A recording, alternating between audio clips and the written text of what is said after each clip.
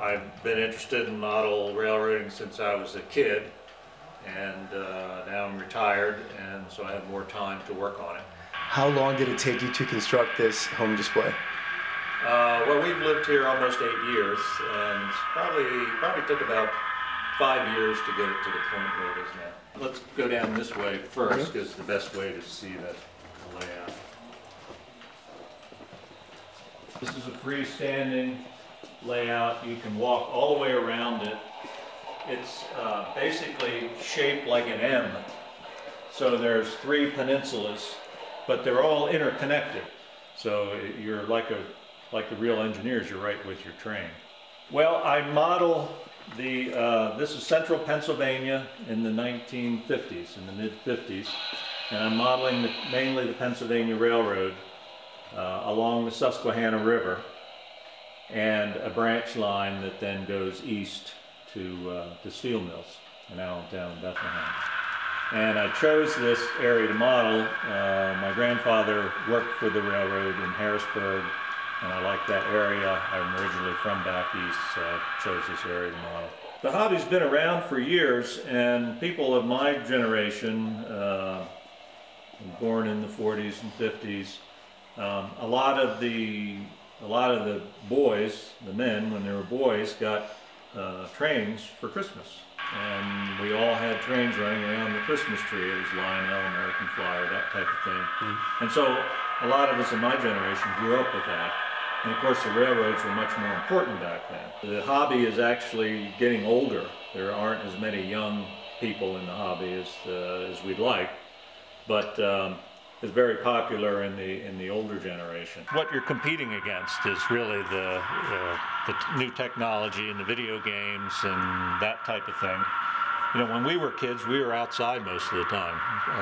Nowadays, they're inside playing video games. I think with some of the new technology here, with the computer chips, the walk-around throttles, the sound, I think it becomes more interesting to the younger kids.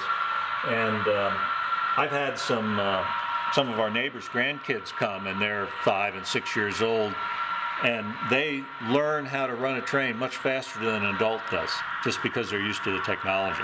And now, is this an expensive hobby?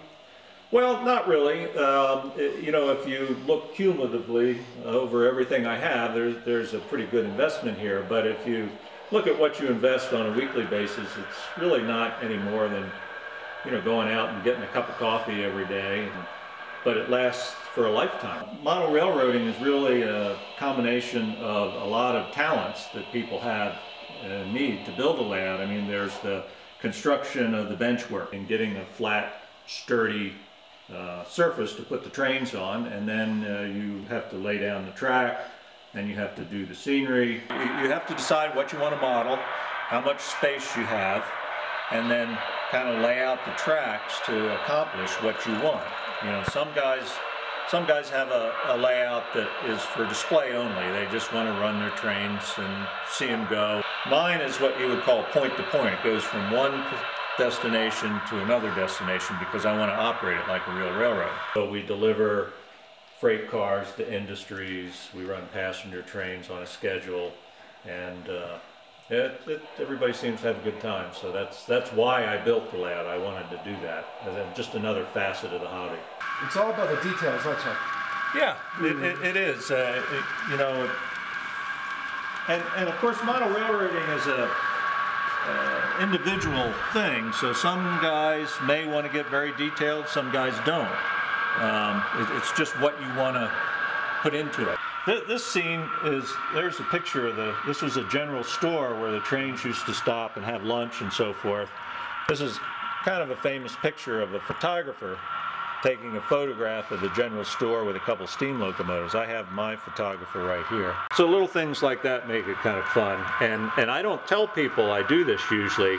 It's more fun to let the people that are here go, oh yeah, look, he even has a photographer in there. Certainly kids, when they come to the fairgrounds and see the trains going and making the sounds they make and everything, they just think it's great, as well as the rest of us.